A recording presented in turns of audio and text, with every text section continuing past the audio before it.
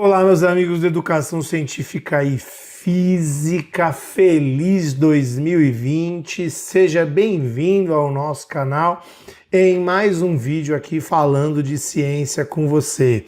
O vídeo hoje é um vídeo de React, né? Na moda agora os vídeos de React, e é um físico, que sou eu no caso, reagindo à proposta de redação da FUVEST. Antes de mais nada, amei essa proposta, né? Estudei na Universidade de São Paulo, fiz mestrado, fiz doutorado na Universidade de São Paulo e amei a proposta da redação. Eu vou fazer uma análise aqui, não sei se outros professores de ciência fizeram, sei que os professores de redação fazem também, eu não vi análise nenhuma e vou fazer a minha análise disso. Mas antes, não esquece da nossa campanha para 1000 inscritos, falta pouquinho, pessoal, estamos com mais de 900. Como é que você pode ajudar? Se inscrevendo no canal, divulgando, passando adiante, convencendo aí colegas a fazer parte da educação científica e física. Não esqueça do nosso Apoie-se, né? É lá onde você pode contribuir com o nosso canal, ajudar financeiramente o canal, a gente continuar comprando os livros, continuar fazendo vídeo cada vez com mais qualidade para você. Nos ajude aí nesse trabalho em prol da ciência no Brasil. O curso, está chegando o curso de Física Quântica, tem aí o nosso WhatsApp, coloca aí uma mensagem, eu quero conhecer o curso, ou simplesmente eu quero, manda mensagem para esse número e você terá informações antes que todo mundo, com as nossas promoções, com preços exclusivos para aqueles que logo de cara fizeram opção para nos ajudar nessa empreitada de divulgação de ciência no Brasil. Então o vídeo de hoje, deixa eu explicar um pouquinho, porque vai ter mais de uma parte, pessoal. Não dá para fazer num vídeo só, vai ficar muito longo. Falar da proposta de redação da FUVEST, né? Então eu vou fazer em partes, né? Vou fazer em algumas partes, né? Provavelmente 2 ou 3 ou até mais partes. Depois eu junto tudo num vídeo no final e deixo as partes também da maneira que você quiser, né? Mas é algo que eu acho que o canal tem essa proposta, né? E eu fiquei assim, nossa, vou reagir, vamos lá, compartilhar. Eu não fiz nada disso, de compartilhar em Facebook, nada. Porque eu tenho que fazer uma análise um pouco mais profunda sobre essa proposta aqui. Eu já disse no início, eu adorei a proposta, né? Achei extremamente pertinente e achei que a prova da FUVEST, primeira fase, segunda fase, ela teve já alguns indícios dessa preocupação com a ciência. Mas eu vou falar exclusivamente aqui da redação. Então no vídeo de hoje, eu vou fazer assim, ó, uma análise geral da proposta. Depois eu vou fazer vídeos analisando cada trecho dessa proposta e até a ligação dela com algumas questões da prova de língua portuguesa que eu observei que é possível ser feitas, né? Não do ponto de vista técnico, eu não sou na área de língua portuguesa, mas esse olhar de informação, de ciência.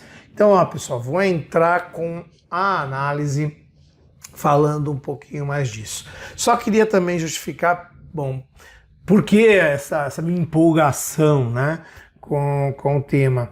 Você que acompanha o canal sabe que eu sou professor de física, eu tenho mestrado, né? Tá aqui, ó, essa é minha dissertação de mestrado. O tema dela foi Tempo, Ciência, História e Educação, um diálogo entre a cultura e o perfil epistemológico. Então você veja, eu já tenho preocupações desde lá com a inserção do conhecimento científico com uma veia cultural, com uma parte da cultura. A minha tese de doutorado, Epistemologia e Cultura no Ensino de Física, né, desvelando os conceitos de tempo e espaço. Outra preocupação, uma continuidade até, né, defendendo essa tese de que ciência é cultura. Não é? Até uma discussão, né, do que é uma cultura científica em si. A ciência faz parte da cultura e acho que a FUVEST apontou para isso. Então essa é a minha formação e eu vou falar mais nos outros vídeos, mas a influência é muito grande do meu orientador, o professor João Zanetic. A tese dele é essa daí, ó, física também é cultura. Então a influência é muito grande, ele orientou muitos trabalhos, eu vou fazer um vídeo depois só mostrando os trabalhos que o João orientou, as temáticas dos trabalhos, né? E acho que esse vídeo você tem que mostrar para os professores também de literatura de língua portuguesa. ciência também é literatura. A gente não pode ficar pensando que ciência é só pensamento matemático. Ainda que ela tenha um ferramental matemático, a sua principal forma, digamos, de se expressar. Mas ó, vai entrar para você aí já a proposta e eu vou fazer neste vídeo uma análise geral, comentar um pouquinho os autores dos textos e depois nos outros vídeos, parte 1, parte 2, parte 3, parte 4, sei lá quantas partes eu vou fazer para tentar dar conta de tudo isso e poder fazer uma análise aprofundada. Segura aí que tá entrando a análise, vai aparecer na tela para você a proposta, eu vou estar ali no cantinho comentando, a hora eu volto a tomar conta da tela, a hora eu dou destaque à proposta em si, para a gente poder falar dessa proposta. Segura aí que tá entrando. Então, pessoal, tá aí a proposta, eu coloquei na tela toda, para que você pudesse ter uma visão geral, mas depois eu vou em cada pedacinho, né? Então dá uma olhada, a proposta era essa aí, tinha o texto 1, né? Que é do Luiz Fernando Veríssimo, um texto 2, Oscar Sala, o texto 3, Gilberto Gil, o texto 4, Carl Sagan, o texto 5, Alicia Kovatovsky, né? Então eu quero falar um pouquinho, de maneira geral, eu vou colocar ela agora passando um pouquinho pelos textos, para a gente poder explorar isso, tá? Então deixa eu só aumentar ela aqui um pouquinho para você. Tá aí, um pouquinho mais próximo. O texto 1 era o texto do Luiz Fernando Veríssimo. Luiz Fernando Veríssimo, ele é bastante conhecido, os professores de língua lidam com muitos quadros dele, é um cartunista, né, de origem gaúcha, escritor, escreve muito, tem muita sátira, né, no que faz, e ele colocou essa história do mundo aí, né. Não foi você que inventou a roda, um falou para o outro. Teve a roda aí, descendo agora e passando por cima dele, mas já me arrependi, né? Bom, no primeiro texto aí, isso abre uma série de discussões, desde o uso de armamentos nucleares, armas químicas, até outras questões. Dá para a gente pensar no tema, né? Que eu vou mostrar lá no final, que é o papel da ciência. Mas nesse primeiro momento eu vou olhar de maneira um pouco genérica e depois eu vou fazer um vídeo para cada um deles, né? Reagindo a cada um desses textos da redação. O segundo era do Oscar Sala. Quem é Oscar Sala? Né? Oscar Sala é um físico nuclear da Universidade de São Paulo. Ele foi contemporâneo de Jaime Timono, foi contemporâneo de César Lattes, do Chamber, pessoas lá que fizeram parte da fundação do Instituto de Física da Universidade de São Paulo, né? O Gleb Vataglin, o Trianini, né? Italiano, foram pessoas que fundaram o Instituto de Física, e ele faz essa observação que depois eu vou explorar mais, mas ela fala da questão do clima cultural para o impulso ao conhecimento científico, né? É um fragmento de texto e convido até as pessoas a lerem o texto na íntegra depois, né? Para poder ter um olhar sobre o todo, né? Então é um físico, né, da minha área, então a gente tem lá um escritor, né, bastante conhecido, um físico talvez não tão conhecido do público leigo, mas alguém de dentro da área da ciência. Você tem aqui agora essa música maravilhosa, eu dei aula em universidades e faculdades particulares, né, aqui em São Paulo, e utilizava muito essa aula, dava uma matéria que é a História da Ciência, e utilizava muito esta música no momento em que a gente estabelecia a passagem para o século XX, né? Eu vou depois fazer um vídeo exclusivo sobre ela, não dá, eu vou ficar aqui mais de uma hora falando dela se eu começar a falar agora, mas ele faz uma brincadeira aí com a física quântica, faz uma brincadeira com a religião, faz uma brincadeira com a ideia da religiosidade, com a ideia da ciência e com a ideia da criatividade, imaginação, inspiração. Faz parte do trabalho Quanto de Gilberto Gil, que tem outras músicas que envolvem as questões de tecnologia, né? Que, digamos, estão próximas à ciência também. Então depois eu vou explorar bem essa questão, mas ele traz aqui também essa ideia da cultura científica. A ideia de que assim como a arte estabelece uma relação com o mundo, a ciência também estabelece, e a religião também estabelece uma relação com o cosmos, digamos assim. Já para introduzir o nosso próxima pessoa que foi utilizada, nada mais, nada menos do que Carl Sagan, né? Pessoa que me inspirou, né? Uma das pessoas que me inspiraram a entrar na área de ciência, porque eu assistia o Cosmos do Carl Sagan, naquela época não tinha internet, CD, nada disso, né? Era moleque ali, final da década de 70, assistindo Cosmos.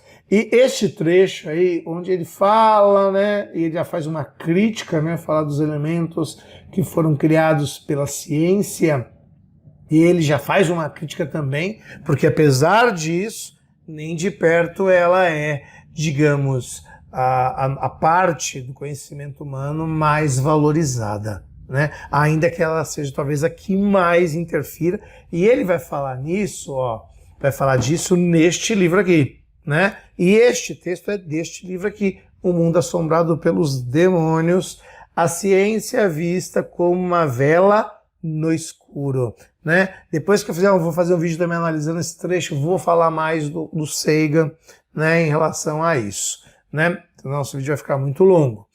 E aí a gente vem com a Alice, né? A Alice é uma médica, tem doutorado em ciências médicas, escreve aí no Nexo Jornal, e ela fala das pessoas que negam a ciência, mas se utilizam da ciência, né?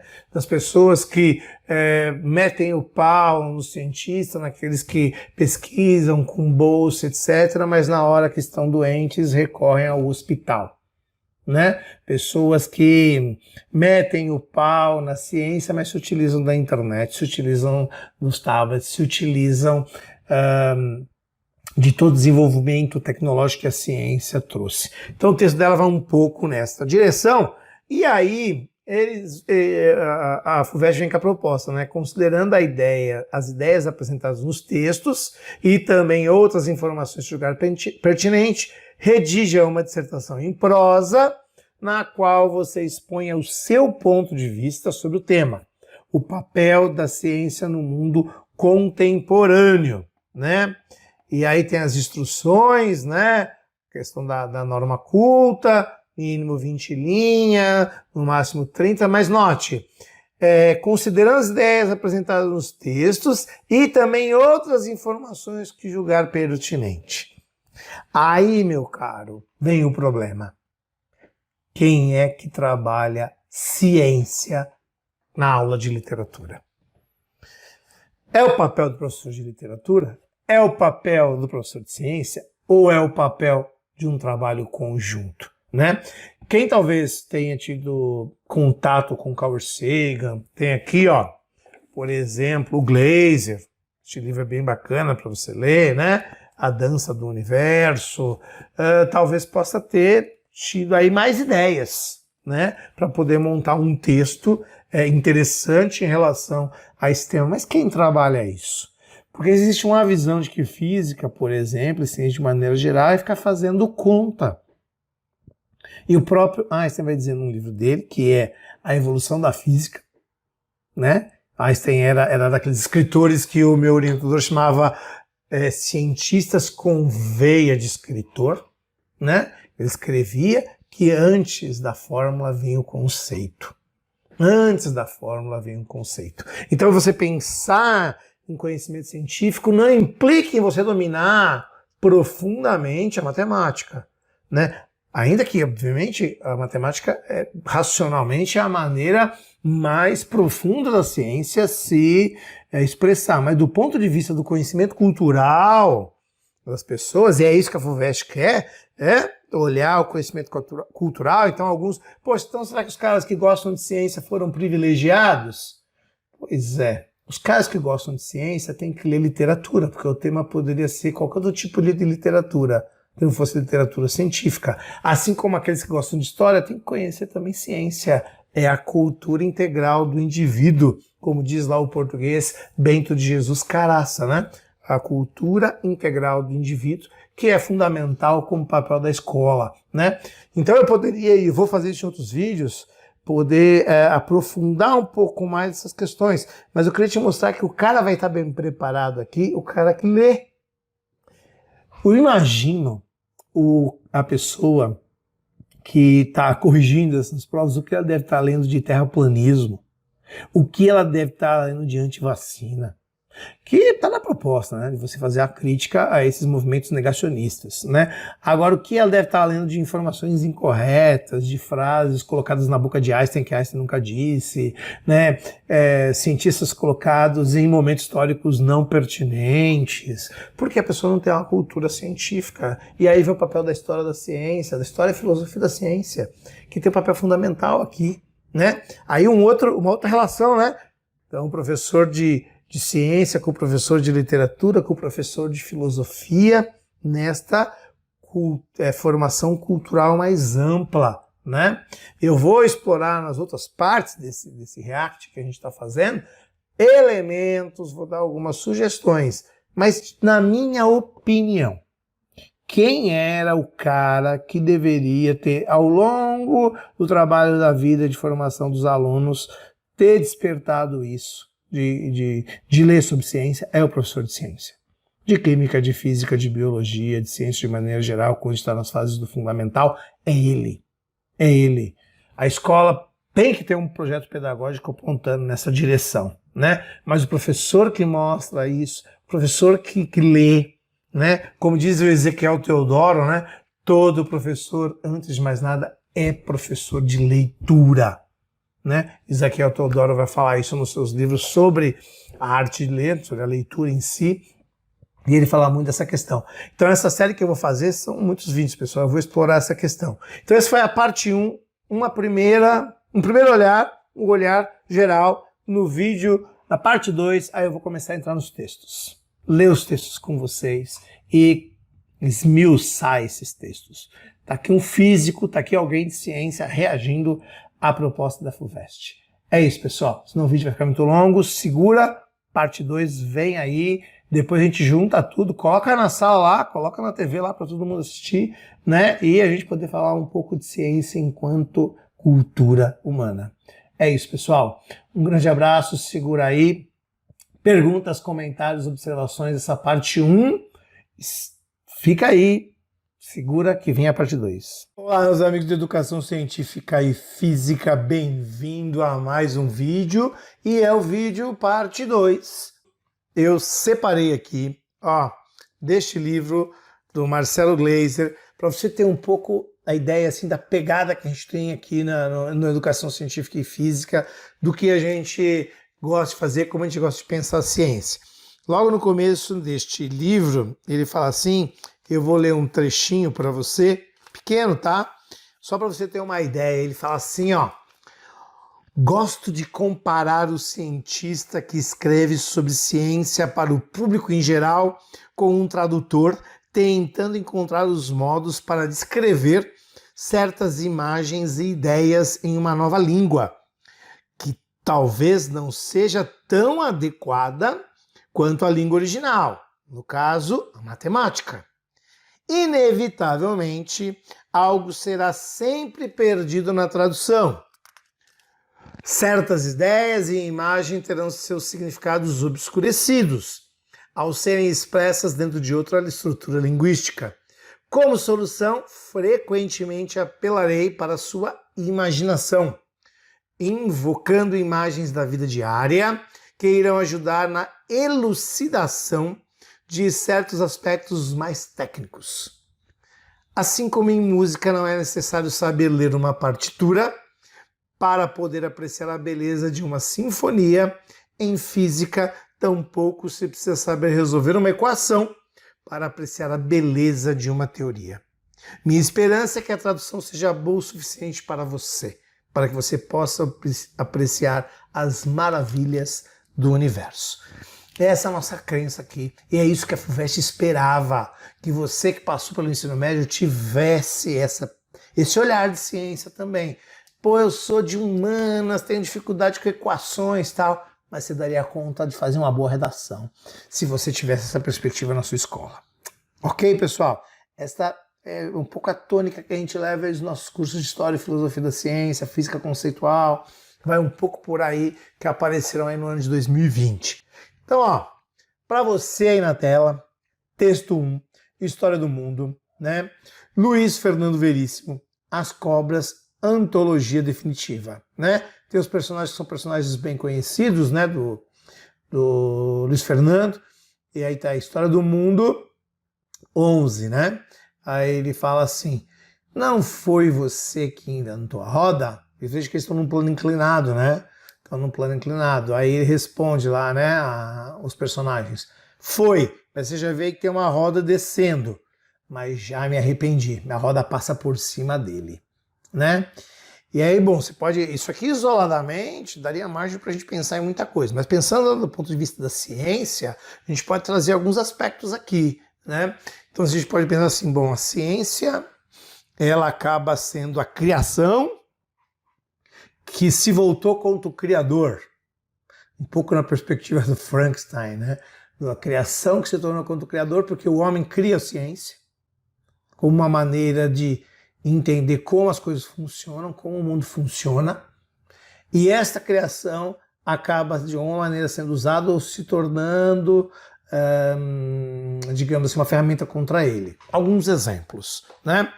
Se você pensar nas guerras, é o exemplo mais gritante, né? Se você pensar no desenvolvimento, antes de pensar em coisas mais sofisticadas, se você pensar no desenvolvimento da balística, das armas de maneira geral, você tem todo um fundo de física e de química ali, né? E também de biologia no que diz respeito à fatalidade dessas armas, né? Então é uma ciência que é usada para matar, né? O desenvolvimento de toda a balística, assim como o desenvolvimento das armas químicas, né? Utilizando o conhecimento da química, das reações, para você obter substâncias que são letais, né? E o exemplo talvez mais gritante que são as armas nucleares, onde uma tecnologia que pode ser usada para salvar pessoas é usada para matar pessoas, né? Então acho que tem este olhar, né, que você pode ter sobre este texto, né, que é uma tirinha e tal.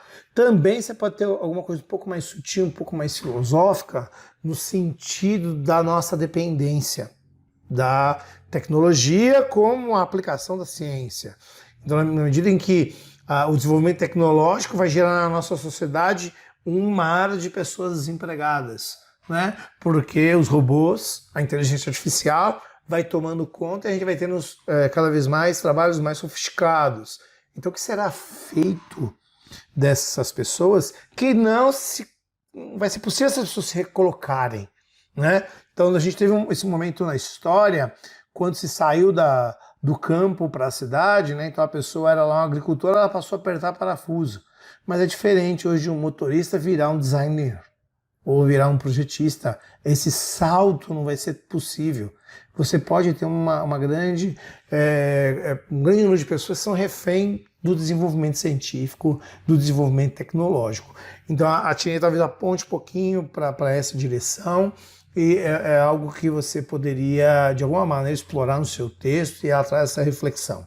O texto número 2, que é do Oscar Sala, ele vai falar assim, ó: somente numa sociedade onde exista um clima cultural em que o impulso à curiosidade e o amor à descoberta sejam compreendidos e cultivados, pode a ciência florescer. Somente quando a ciência se torna profundamente enraizada como um elemento cultural da sociedade é que pode ser mantida e desenvolvida uma tecnologia progressista e inovadora, tornando-se então possível uma associação íntima e vital entre a ciência e a tecnologia. Essa associação é uma característica da nossa época e certamente essencial para a manutenção de uma civilização com os níveis presentes de população e qualidade de vida. O texto é do Oscar Sala, de 1974. Então vamos lá. Ele está falando de que para florescer ciência, você precisa ter um clima cultural que favoreça esse impulso. E a gente pode acrescentar para que floresça a ciência, para que floresça a arte também, né? De maneira geral, mas aqui especificamente a ciência. Bom, a gente podia refletir aqui, a gente vive esse momento. O Brasil é um lugar que respeita a ciência? É a primeira pergunta para se fazer. O Brasil hoje é um lugar que cultiva um clima cultural propício ao amor à descoberta? Não pode ser, né, pessoal? E aí você podia voltar para o nosso país e olhar os cortes das bolsas de pesquisa. Quantas pessoas foram prejudicadas porque não se enxerga a ciência como investimento nesse país? Por uma série de questões ideológicas que poderiam ser, digamos, até discutidas no texto, né, que você ia montar. Os cortes das bolsas que estão associados à contingência, o corte do dinheiro para as universidades públicas, que é onde se faz pesquisa nesse país. 95% da pesquisa nesse país está na universidade pública. As melhores universidades são públicas. Não adianta você falar de ranking de exterior, porque as melhores são públicas, né? E a pesquisa básica, no Brasil, tem um vídeo que fala sobre isso, eu vou deixar ele na descrição e no final aqui. A pesquisa básica no mundo, ela é, a maior parte dela, mais de 80%, com investimento público em pesquisa básica. E como que a gente pode ter um ambiente diante de um Estado que não valoriza a educação, o professor, logo o pesquisador, que são coisas muito próximas, né? Então a gente precisa desse ambiente cultural, né? Precisa se entender que a ciência é cultura, e precisa se entender o que é cultura, né? Cultura vai muito além daquilo que muitas vezes vem à nossa mente. Eu geralmente faço uma crítica, por exemplo, à virada cultural em São Paulo, né? Muitas vezes você não tem lugares que lidam com ciência. Ciência é cultura também, né? Então os parques deveriam estar abertos também. Eu digo os parques como os observatórios astronômicos, os parques de ciência deviam estar abertos também nesse momento de virada cultural, porque a ciência faz parte da cultura. Então o Oscar Sala, ele traz essa questão de que o ambiente tem que ser propício. A Coreia do Sul fez isso. A Coreia do Sul, há 30, 40 anos atrás, era tão deficitária quanto o Brasil ou mais, mas investiu pesado em educação e ciência e se tornou a potência que é hoje, né? Então aqui você tinha os cortes que você podia abordar, você tinha as limitações, você tinha as posições éticas dos cientistas, né, no que diz respeito ao texto número 1, né, as escolhas, a preocupação que o Estado tem de ter com a relação entre ciência, tecnologia e qualidade de vida, né?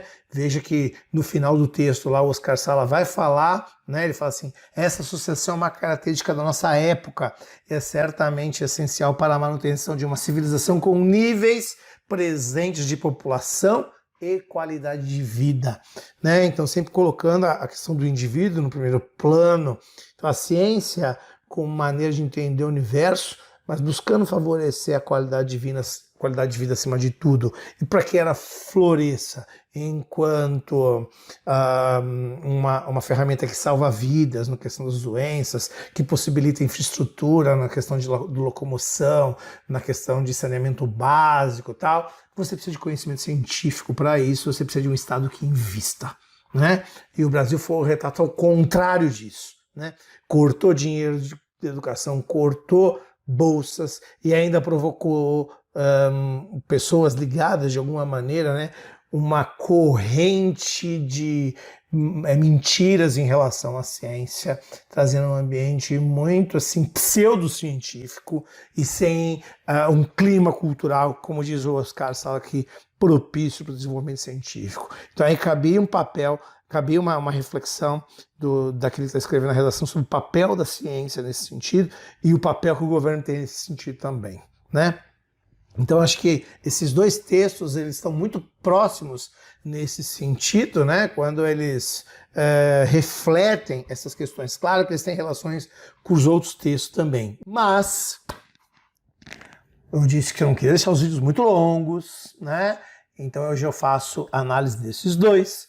Na parte 3 eu faço a análise da música do Gilberto Gil, que fala especificamente sobre a ciência quântica, religião e teoria, etc. Ok? Mas vai ser um papo para o vídeo de número 3, pessoal.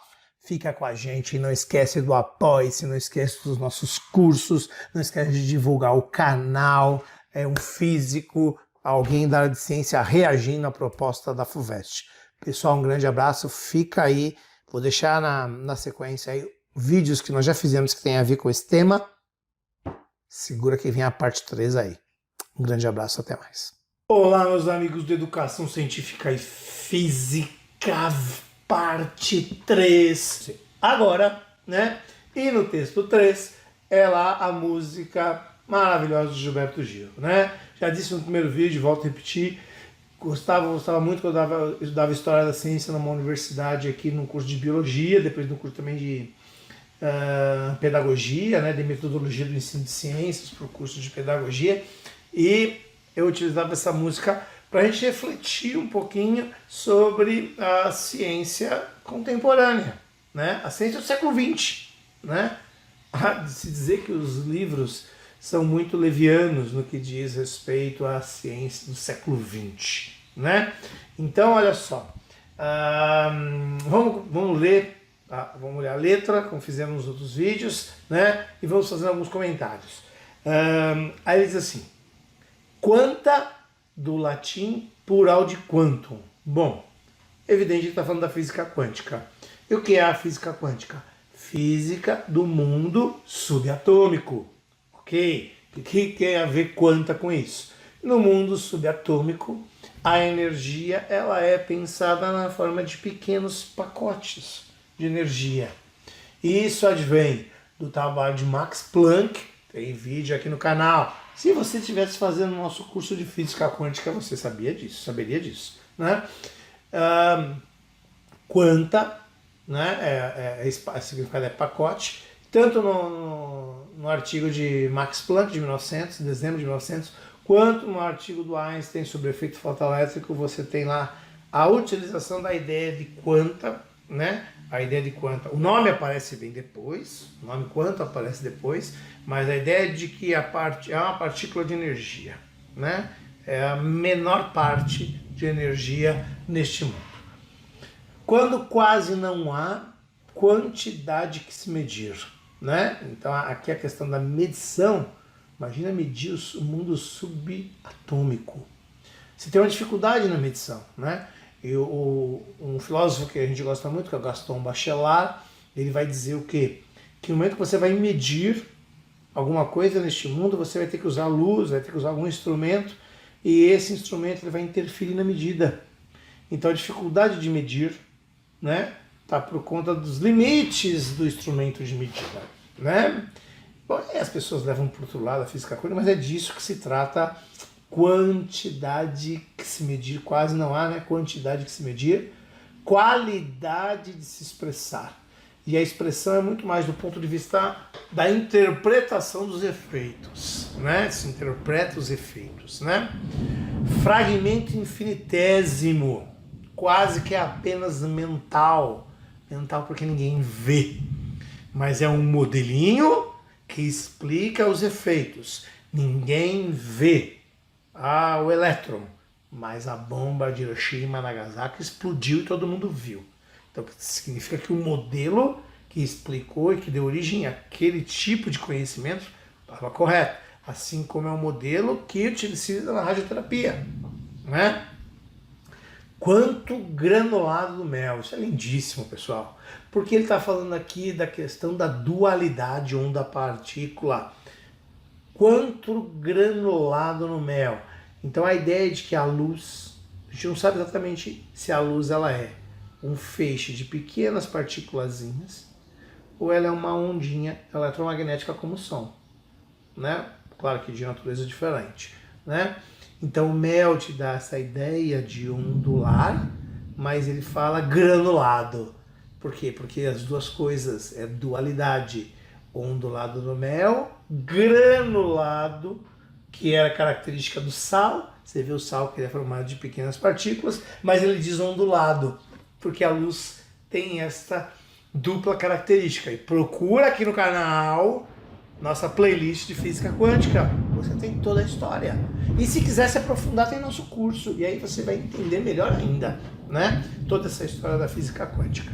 Mel de urânio, sal de rádio, urânio, usado, descoberto, a radioatividade foi descoberta com sais, na verdade, de urânio, né? Pela família Becquerel, tem vídeo aqui no canal sobre isso. O rádio utilizado pela Madame Curie, também tem vídeo no canal sobre isso. Qualquer coisa quase ideal. Ideal é coisa que você... Como é que pode? A gente não vê, né? Isso, mas tá lá. Cântico dos Cânticos. Quântico dos Quânticos. Cântico dos Cânticos é um livro do Antigo Testamento da Bíblia. E é um livro que denota o amor. Acima de tudo, o amor homem e mulher, o amor entre os seres humanos, denota este amor. Cântico dos Cânticos, Quântico dos Quânticos. O amor à natureza, o amor à criação, a licença poética aí de ele mexer com uma questão da religião, mexer com uma questão da ciência, né? Cultura, né? Tem a ver com aquele ambiente que o Oscar Sala falou, que a gente falou no outro vídeo, né? O ambiente cultural. Canto de louvor, de amor ao vento, vento, arte do ar, né? O vento que traz o movimento, balança o corpo da flor, levando o veleiro para o mar, né? E o vento mostra esse movimento, né? Esse movimento que é típico das artes, é típico da ciência e é típico da religião também, né? É típico da cultura de maneira geral. Do pensamento em chamas, a criatividade, a imaginação, a descoberta, né? Inspiração, arte de criar o saber, então conhecimentos que são criados, então por isso você olha cruamente a ideia da gravidade de newtoniana, ela é construída, você olha o raio-x, ele é tido como uma descoberta, e você olha na mecânica quântica, ela é quase uma invenção humana para se entender como funciona o mundo microscópico. Teoria em grego quer dizer o ser em contemplação. Claro que tel aí, né? Teoria, o tel é Deus, né? Tem esse prefixo Deus, então você contempla a criação, que contempla o Criador. Claro que teoria na ciência tem um outro significado, quando alguma ideia ganha um status de teoria, que ela já foi testada, foi corroborada com experimentos, foi verificada, e ela ganha o status de teoria, como a teoria da gravitação, por exemplo, né? Sei que a arte é a irmã da ciência, isso é fantástico, porque a neurociência mostra, né, que você tem regiões cerebrais, que quando você está fazendo uma atividade artística ou muitas vezes matemática, são regiões muito próximas que são ligadas. Isso é fantástico, né? Ambas filhas de um Deus fugaz, fugaz porque muda rápido. A ciência nunca ela tem a resposta, né, final, né? Nada tem sua resposta final. Dá uma olhada, eu separei aqui, ó, dá uma olhada neste livro, né? O Mundo Assombrado pelos Demônios, que aliás vai ser o nosso próximo vídeo que a gente vai falar aí do Carl Sagan. Tem uma parte que ele fala assim, ó, dá uma olhada. A ciência está longe de ser um instrumento perfeito de conhecimento. É apenas o melhor que temos. Um pouco antes ele fala assim, os cientistas podem rejeitar revelações místicas, para as quais não há outra evidência senão o testemunho de alguém. Mas dificilmente acreditam que seu conhecimento da natureza seja completo. A gente nunca sabe tudo. E a ciência vai caminhando com as suas verdades, por isso essa fugacidade de um Deus que muda rapidamente, né? E vem uma teoria, e vem outra teoria, e se constrói de outra maneira. E aí o modo científico de pensar, o Sagan, né? É ao mesmo tempo imaginativo e disciplinado, né? Então é essa característica que da arte também é da ciência, né? Que faz num momento e no outro momento desfaz, né? Este vago Deus, que a gente não sabe, que rege as leis da natureza, e aí Deus de uma maneira bem, acho que abrangente, não o Deus cristão em si só, mas um Deus de maneira bem abrangente, por trás do detrás, né? Cântico dos cânticos, quântico dos quânticos, né? Esta brincadeira desse tripé do conhecimento humano, da cultura humana, que é a arte, que é a religião, que é a ciência, né? Esse tripé que sustenta e, na minha maneira de ver, a forma mais inteligente de se relacionar é a ciência, né?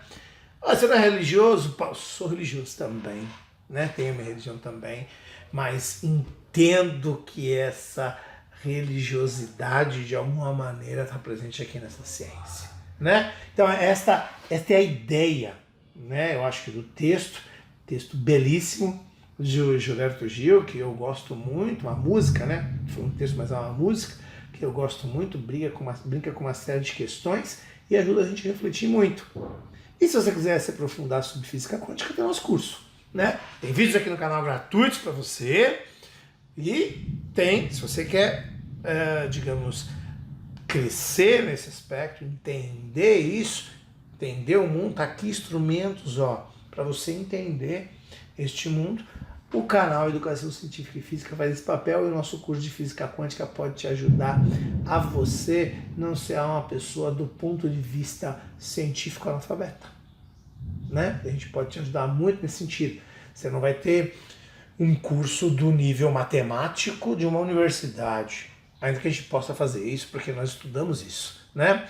Mas no primeiro momento o nosso curso, os primeiros módulos são cursos para você ter uma visão geral, para poder falar de ciência. Como dizia o meu professor Zanetti, que a ciência tem que ser conversada no botequim. Está tomando cerveja com teu amigo, apesar de não tomar cerveja, está tomando cerveja com teu amigo, você pode conversar sobre ciência. É um tema da cultura humana, né? Ou literatura, ou arte, mas a ciência também é um tema. E tá aí. Cântico dos cânticos, quântico dos cânticos. Quântico dos quânticos, cânticos, quânticos. Parte 3 para você, pessoal. Até mais. Vem a parte 4 aí, fica de olho. Não esquece do apoie-se, compartilhar o vídeo. Um grande abraço, até mais. Tchau, tchau. Olá, meus amigos da Educação Científica e Física. Bem-vindo a este canal. Mais um vídeo para você aqui no canal, reagindo à proposta de redação da FUVEST. Vídeo de número 4, vou chamar ele aqui, o Carl Sagan, aqui ó, O Mundo Assombrado pelos Demônios, né? Ó, este livro, no texto você vai ver, que é o primeiro texto que a gente vai ler, a edição é de 1996, e o meu livro aqui, ele também é de 1996, né? É a 15ª edição.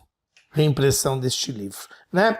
Eu vou ler alguns trechos só para você ter uma ideia como Carl Sagan já percebia isso na sociedade americana, na sociedade mundial. Veja só, ele fala assim num trecho, ó. A pseudociência é mais fácil de ser inventada que a ciência, porque os confrontos perturbadores com a realidade, quando não podemos controlar o resultado da comparação, são evitados mais facilmente. Cara, eu tô aqui, ó, pedindo para você, para chegar a 1000 inscritos. Tem canal de terraplanista aí que tem mais de 100.000 inscritos. Terraplanismo, que vai com certeza aparecer em muitas redações aí, né? É um movimento, é uma porta de entrada negacionista da ciência, de pessoas desonestas, para citar algumas. Inteligência natural, mistérios do mundo, Matrix terra plana, pessoas desonestas que deturpam e não conhecem absolutamente nada de ciência, mas é mais fácil. Aí, ó, o Carl Sagan já falava, é mais fácil você divulgar pseudociências. E o que eles fazem, na minha opinião, nem é pseudociência. O que é, sendo muito generoso, que isso é uma pseudociência. O que eles fazem é desonestidades, lidando de forma, até de certa forma, fundamentalista com essa questão, envolvendo questões religiosas de maneira deturpada. Mas olha só o Carl Sagan. A pseudociência fala às necessidades emocionais poderosas que a ciência frequentemente deixa de satisfazer. A ciência preza muito pela racionalidade, ainda que a gente possa ter um sentimento sublime de uma certa espiritualidade no sentido mais amplo e laico da palavra. As pseudociências são muito mais emocionais. Então, se você vê a estratégia usada pelos canais terraplanistas que associam o movimento terraplanista à Bíblia, ao fanatismo religioso, à volta de Jesus, você segue terraplanismo, você está sendo fiel a Deus, né? Numa esdrúxula interpretação desses conceitos. Então, veja, a dificuldade que a gente tem enquanto divulgador de ciência no sentido amplo da palavra, né? E não da pseudociência. E as pessoas, de maneira geral, se estão mais envolvidas nesse canal, veja, se um canal como esse tem 100 mil, quantos alunos da FUVEST estão acompanhando esse canal e deixando de acompanhar canal aqui como o nosso, por exemplo, como Café com Ciência, Ciência Todo Dia, Space Today, canal do Schwarza, Olho de Rapina, Sistemático, quantos canais de ciência nós temos aí, Manual do Mundo, grandes canais que muitos desses caras podem até acompanhar, mas eles têm essa mistura de ciência e pseudociência na cabeça, né? O Carl Sagan ainda vai mais longe, né? E ele fala aqui, quer ver um pouquinho mais adiante, né? Esse capítulo se chama A Coisa Mais Preciosa que Nós Temos, que é o capítulo, né, que ele fala da preciosidade que é a ciência. E ele vai por lá, ó. Podemos afirmar que a pseudociência é adotada na mesma proporção em que a verdadeira ciência é mal compreendida. Eu estou aqui chorando para chegar a 1.000 inscritos, na mesma proporção que os caras estão com mais de 100, 200 mil inscritos aí, né? Nessa mesma proporção. Ele fala, bom, aqui ele fala muito da astrologia, da premonição, né, dessas coisas, neste sentido, ele vai muito por isso. O movimento terraplanista talvez não tivesse essa dimensão nessa época, né?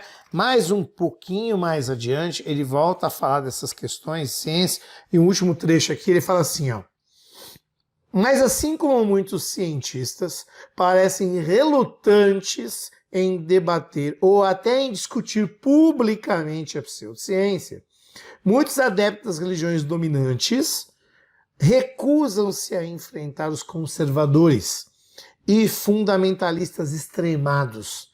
Se a tendência se mantiver, o campo será finalmente deles. Eles podem vencer o debate evitando-o, né?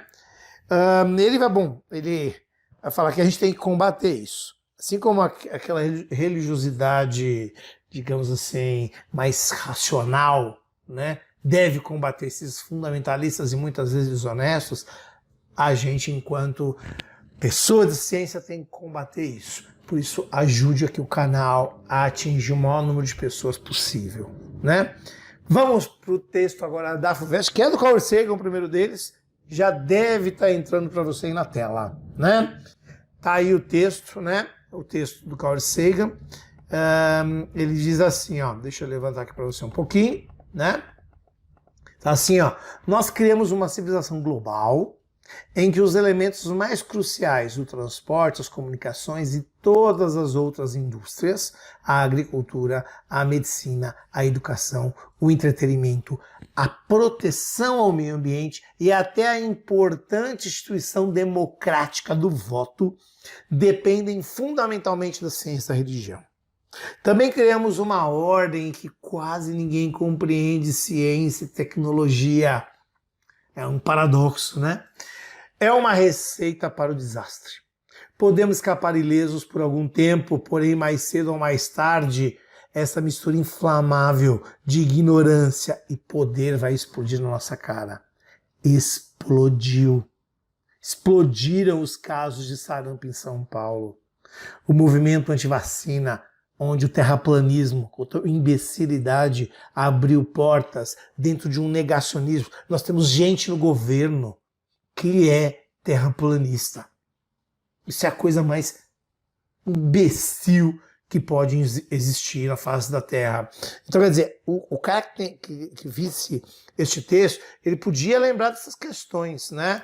Movimento antivacina, negacionismo do aquecimento global, negacionismo em relação ao formato da Terra, etc., mas fazendo um viés no sentido de mostrar o prejuízo que esse tipo de negacionismo pode trazer. Né? Então o Carl Sagan, você veja que a temática do livro é assim, e ele fala dessa preocupação da gente construir uma ciência que vai se tornando cada vez menos compreendida, porque ela vai atingir um nível de matemática muito alto, muitas vezes as pessoas não conseguem compreender, e aí tem que usar a fórmula de Galileu, pessoal. Né? Aliás, Galileu, no outro vídeo eu falo mais, neste livro aqui, ó, o diálogo sobre dois sistemas máximos de mundo, ele usa esse recurso. Galileu escrevia em italiano, para que todo mundo pudesse ler, para que as pessoas leigas pudessem conhecer o pensamento científico. A gente precisa de cientistas falando de ciência, procurando, na maneira como o Glaser fala, né, no livro dele, A Dança do Universo, traduzir numa linguagem acessível. Né? E a gente precisa disso. O texto do Carl Sagan abriu essa perspectiva de reflexão. No texto 5, ó, algo muito estranho está acontecendo com o mundo atual, vai dizer a Alicia. Né? Vivemos melhor que qualquer outra geração. Ou melhor, vivemos melhor que qualquer geração anterior. Pessoas são saudáveis graças à ciência da saúde. Quantas pessoas sobrevivem com seu diabetes, pressão alta, com doenças autoimunes, com tratamentos até do próprio câncer, e etc., que sobrevivem em função da ciência. Moram em residências robustas, produto da engenharia, chuva, etc., você está lá na sua residência. Usa a eletricidade domada pelo homem devido ao conhecimento da química e da física. Né? Imagina um mundo sem eletricidade. Aliás, o Glaser tem uma crônica, né, sobre essa dependência que a gente tem da tecnologia fantástica. Está no livro Micro e Macro, que são as crônicas que ele escrevia para a Folha de São Paulo. Um outro vídeo eu comento aqui. Paradoxalmente, essas mesmas pessoas ligam seus computadores, tablets e celulares para adquirir e disseminar informações que rejeitam a mesma ciência que é tão presente em suas vidas. Vivemos num mundo em que as pessoas usam a ciência para negar a ciência. Né? Ela escreveu lá no Nexo Jornal, que eu recomendo você acompanhar esse veículo de comunicação. Bom, ali você vai falar um pouco daquilo, vai complementar um pouco daquilo que o Carl Sagan falava, né? Onde você se utiliza de uma ciência que você fica negando o tempo todo. Essa câmera que eu estou falando com você só é possível pelo desenvolvimento científico, o aumento da informação, o advento da internet, dos smartphones, esse óculos que eu uso, as lâmpadas, a energia. Eu estou falando aqui para um monte de pessoas que podem chegar esse vídeo, vem da ciência. E aí tem pessoas que pegam tudo isso daqui para dizer que a ciência mente, que a NASA é conspiracionista, que o mundo inteiro conspira, que as vacinas são feitas para matar as pessoas e por aí vai.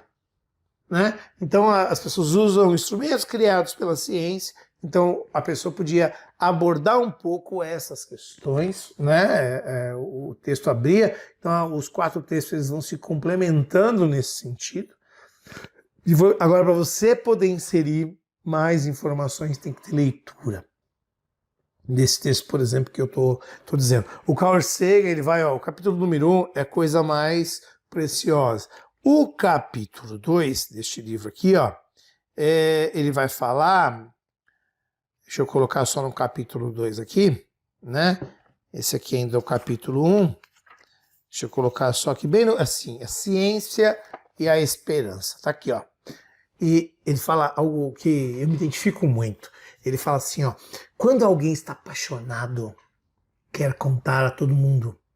Este é um livro testemunho pessoal do meu caso de amor com a ciência, que já dura toda a vida. E esse é o sentido desse canal aqui, né?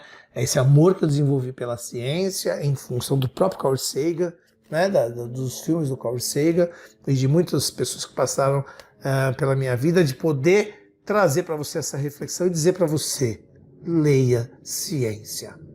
Ciência também é leitura. né? A gente precisa ler ciência. Se você é professor e está me vendo, você precisa ler ciência com o seu aluno. Cara, pega Monteiro Lobato, por exemplo, pega, sei lá, Viagem ao Céu. Você dá uma aula de astronomia com aquilo, história das invenções. Você dá uma aula de tecnologia, desenvolvimento tecnológico com a perspectiva das invenções. Você pode pegar História do Mundo, Geografia da Dona Benta, né? São livros que te abrem uma perspectiva de se estabelecer uma ligação entre a literatura e a ciência de maneira geral, né? Abra essa perspectiva para que o teu aluno possa ler outros autores brasileiros, como eu citei aqui, o próprio Carl Sagan, né? A Dança do Universo aqui, o Einstein, né? Tem aqui um outro vídeo, eu falo, livros do Einstein que falam sobre isso aqui. Tem livros aqui sobre Galileu. Eu vou fazer um outro vídeo falando dessa possibilidade de leitura, né? A gente precisa de livro com coisas escritas, né? Para que a gente possa integrar a ciência na cultura e fazer parte da cultura, né? Então é isso, pessoal. Vídeo de número 4. Dá uma olhada à riqueza dessa proposta da FUVEST. Vídeo de número 4 para você aqui no canal. Não esquece de comentar aqui, compartilhar esse vídeo, levar o maior número de pessoas que você puder. Nos ajude na campanha dos 1000 inscritos. Nos ajude no Apoie-se. O link está aqui. Nossos cursos, WhatsApp. Manda uma mensagem para lá. Fica com a gente. Tem mais ainda. Você pensa que acabou? Tem mais vídeo ainda, vai ter a parte 5 aqui dos vídeos sobre um físico reagindo à proposta de redação da FUVEST. Este vídeo é o vídeo que vai fechar a nossa série e que a gente vai amarrar algumas coisas, ok? Já deve estar entrando para você na tela aí, né? A primeira questão, aqui é o caderno de questões, essa primeira questão dessa foto muito conhecida, né, da Guerra do Vietnã, né? Então, 46 anos depois, a vietnamita que comoveu o mundo quer que sua foto contribua para a paz. Só vi esse registro muito tempo depois. Passei 14 meses no hospital tratando as queimaduras. Quando voltei para casa, meu pai me mostrou a foto recortada de um jornal vietnamita. Aqui está a sua foto, Kim. Olhei a foto e, meu Deus, como fiquei envergonhada, como estava feia e pelada. Todos estavam vestidos e eu, uma menina, estava sem roupa. Vi a agonia e a dor em meu rosto. Fiquei com raiva. Por que ele tirou aquela foto de mim? Era melhor que não tivesse, não ter tirado nenhuma. Eu era só uma menina, eu era só uma criança, mas tinha de lidar com muita dor. Quanto mais famosa a imagem ficava, mais eu precisava encarar a minha tragédia. Kim Plukpan, não sei se é assim que pronuncia, né? Em depoimento a Juan de Souza Gabriel, está disponível lá na época. Eu fui olhar esse texto, pessoal. Inclusive a pessoa que tira a foto, antes de mais nada, é importante que se diga isso, ela tira a foto, mas ela ajuda a menina e é ela que leva a menina na época ao hospital, e a Kim acaba dizendo que se tornou quase a parte da família, o fotógrafo quase se tornou parte da família. Não me recordo o nome, ela chama de Tio Ut, né? Não me recordo o nome dele agora completo, mas ele tirou a foto e ele acabou socorrendo a menina, vale essa ressalva. Por que eu acho que isso tem a ver com a proposta de redação? Quando a gente pensa lá na tirinha, lembra da tirinha? Né? Vamos até dar uma chegadinha nela lá, né? Deixa eu passar devagar aqui, você está vendo o texto aí, né? De repente passando muito rápido, mas quando a gente chega na tirinha aqui, ó, do Luiz Fernando Veríssimo, né? Onde ele fala, não foi você que inventou a roda, né? Num plano inclinado, e a roda vem e passa por cima dele, mas já me arrependi, né? Aquilo que aconteceu com a menina, né? A gente pensar lá no contexto, e se você olhar o texto original, né? É um fruto de uma bomba utilizando o Naplan. Naplan é um tipo de um gel de gasolina, digamos assim. Uma arma química, né, que queimava muito no corpo, e ela foi atingida e essa arma era usada naquele contexto pelos americanos, né? E a reflexão que a gente pode fazer, bom, a ciência que a gente desenvolve que em tese pensando na qualidade de vida, depende muito do fim, né? Então, o desenvolvimento da ciência ganhou muito, sobretudo a guerra, ganhou muito com o desenvolvimento da ciência. Sejam os físicos, sejam os químicos, né? E os biólogos, no caso das armas biológicas. Então, tem muito a ver com aquilo, com o texto Veríssimo, de certa maneira, por conta de você pensar que a ciência é uma criação humana e ela pode se tornar a criação que destrói o seu criador. Então, me fez lembrar que as perguntas são perguntas de língua portuguesa, não vou entrar nesse mérito, mas o texto me lembrou isso, né? A reflexão que você pode fazer nessa direção do uso ético da ciência, né? Como a gente pode pensar no uso ético da ciência, e a gente pode explorar outras questões aqui, de pensar como o próprio Hitler lidava com isso na Segunda Guerra, com os experimentos que ele acabava fazendo, levando cobaias humanas, né, nesses experimentos, e produzem frutos, dados, né, que a gente pode entender ou pode utilizar para poder se prevenir contra certas doenças, ou própria utilização da armas nucleares, né? Sabemos muito sobre os efeitos das radiações após Hiroshima e Nagasaki, né? Claro que eu acho que nada disso precisaria ter acontecido para que a gente entendesse, né? Mas é uma reflexão naquele sentido do Luiz Fernando Veríssimo, né? Você inventou a roda e agora a roda passa por cima de você, né? Então é um texto que eu acho que tem a ver com a proposta de redação, ok? Vou descer aqui um pouquinho, pessoal, aí olhando aí na tela, né? Essa era a questão 1. A questão 2 eu acho fantástica, essa reinvenção da vírgula, né? Com a coisa do Machado de Assis, né, com a palavra cegara, né, mudando o E para o A, e aí ele vai falar um pouquinho dessa questão, tal, né, eu não vou abordar a questão, eu acho que eu tenho outras questões mais evidentes.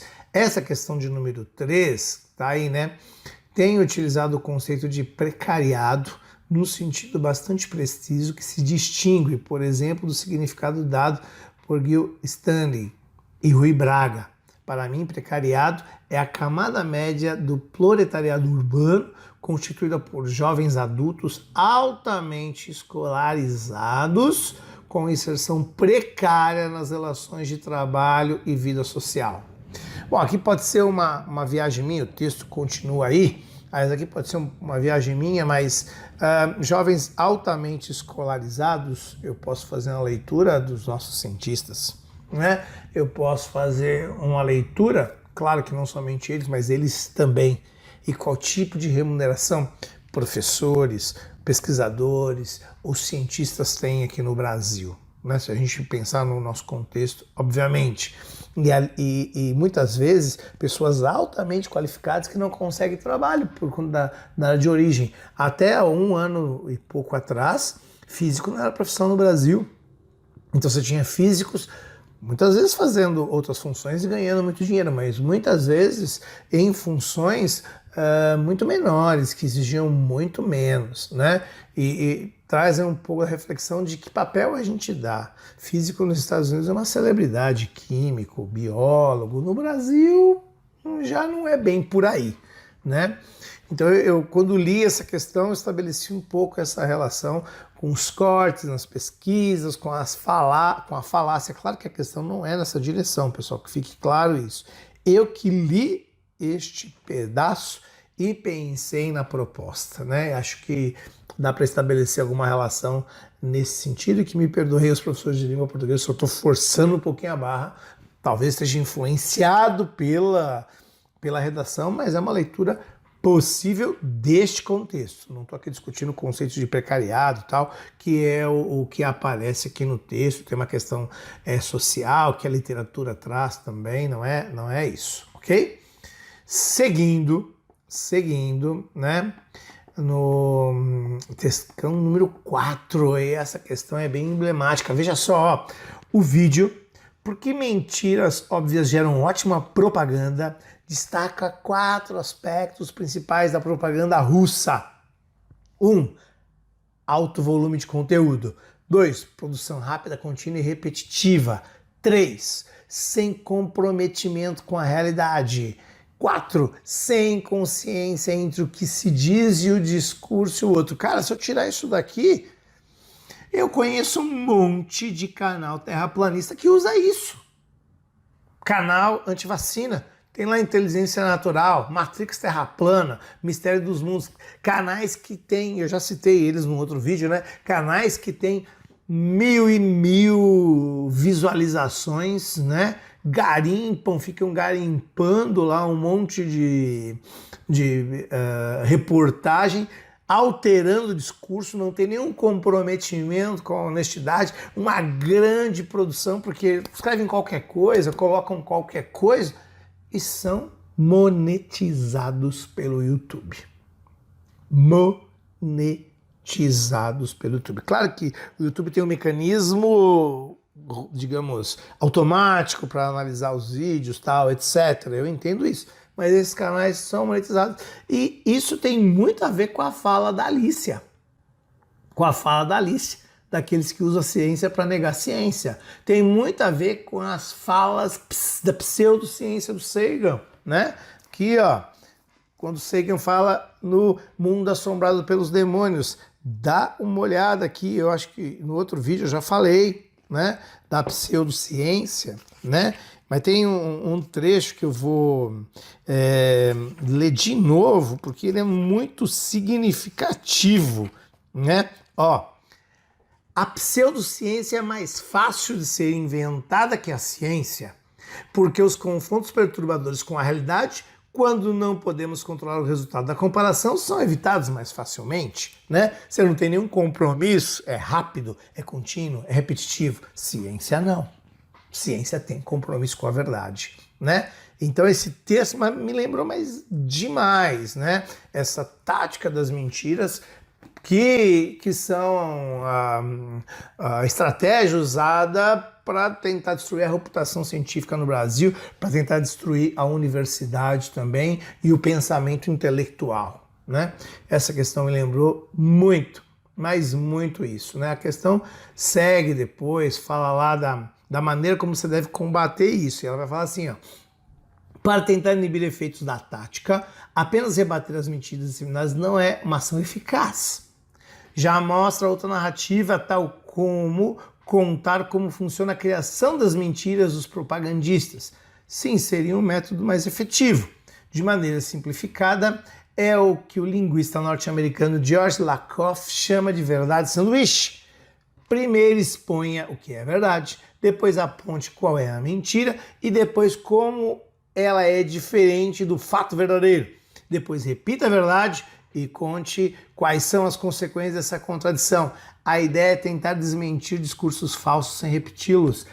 E isso a gente está cheio na internet, está cheio nas redes sociais. A gente acaba muitas vezes compartilhando coisas, e aquela mentira contada muitas vezes acaba se tornando uma verdade no universo imaginário das pessoas.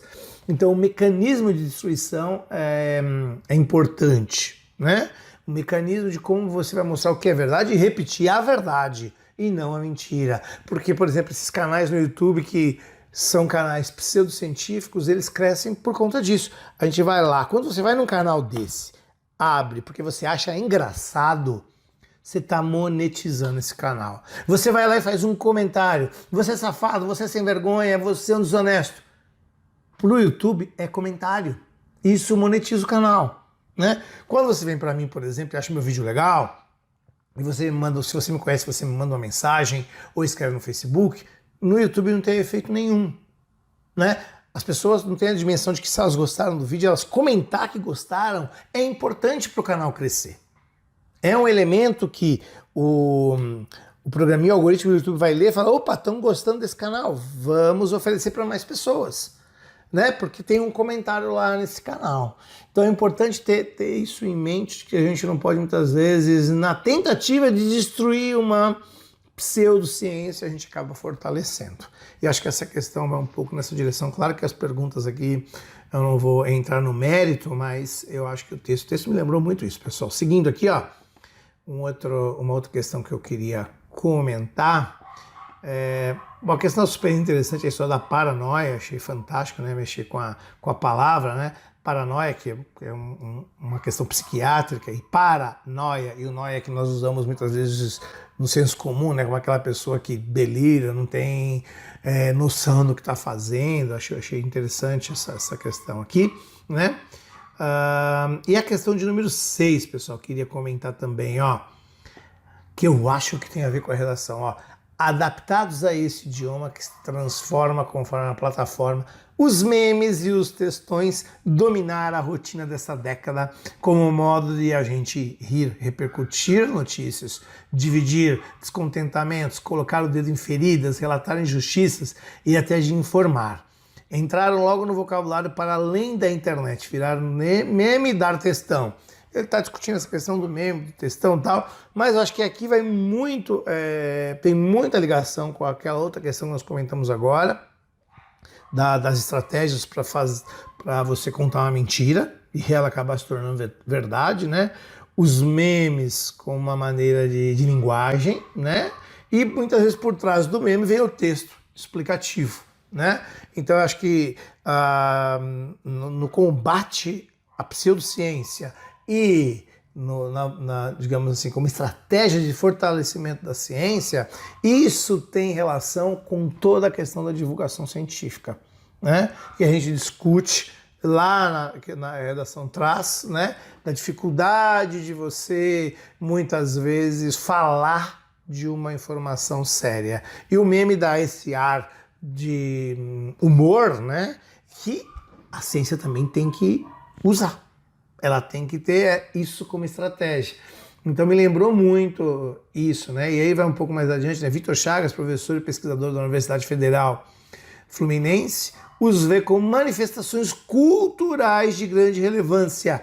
Lembra do clima cultural do Oscar Sala? A ciência tem que estar incluída nessas manifestações culturais aqui. Então eu vejo também uma relação com esse texto. Porque fazer a prova, pessoal, mais do que, claro, que o teu objetivo é passar e tal, etc., cada texto desse daqui é um aprendizado. Cada texto desse aqui é um aprendizado. Então eu vi muito da redação aqui, né, do olhar da redação aqui. Né? E, bom, e ele vai falar das manifestações culturais de grande relevância para entender o período e também como extravasadores de afetos. Né? Por mais que o textão seja assim como o meme, ele é a expressão sintética, típica do hoje. Divulgador científico tem que aprender a fazer isso. Ser mais sintético. Até eu preciso aprender a fazer isso, ser mais sintético. Por isso que a minha preocupação do vídeo não ficar longo, mas não tem jeito, né? Quando a gente quer deixar a coisa clara, a gente acaba muitas vezes sendo prolixo em alguns pontos. Vamos seguir aqui. Acho que era a última que eu queria comentar, era esta, né? Aqui tem uma outra questão aí, não vou nem comentar essa questão. A questão do cortiço, a questão é interessantíssima, mas meu foco é aquela que tem mais a ver com a redação. Acho que foram essas, pessoal. Tem acho que vem a relíquia, né? Depois tem a capa aqui do Angústia, do Graciliano Ramos, né? Depois vem aqui os contextos da relíquia, do Écio de Queiroz. E aí acho que já na sequência vem a redação, que nós já comentamos aí a proposta de redação. Pessoal, então era isso que eu queria comentar, essas são as minhas impressões, foi o que eu consegui observar na prova, que eu estabeleci essa relação, não sei se teve alguma intencionalidade nisso, pode ser que sim, a gente pode esperar aí as correções saírem para ver os comentários, né? Não sei se algum professor conseguiu estabelecer essas relações, mas é um olhar que eu tive, lendo os textos, talvez eu esteja, digamos, dentro dessa questão cultural, de pensar ciência e pseudociência, na leitura dos textos eu fui observando essas questões. Espero que você tenha gostado da série, e a série aponta para um outro caminho. Teríamos soluções para a sala de aula? Física também é cultura. Como que a gente poderia levar na sala de aula? Se prepara aí que vem uma série sobre isso. Física ou ciência também é cultura. Vou fazer alguns vídeos sobre isso para complementar. Já que eu fiz algumas críticas, agora apontando alguns caminhos. Espero que você tenha gostado da série. Pessoal, um grande abraço. Deixa seus comentários. Até mais. Educação científica com você. Até mais. Tchau, tchau.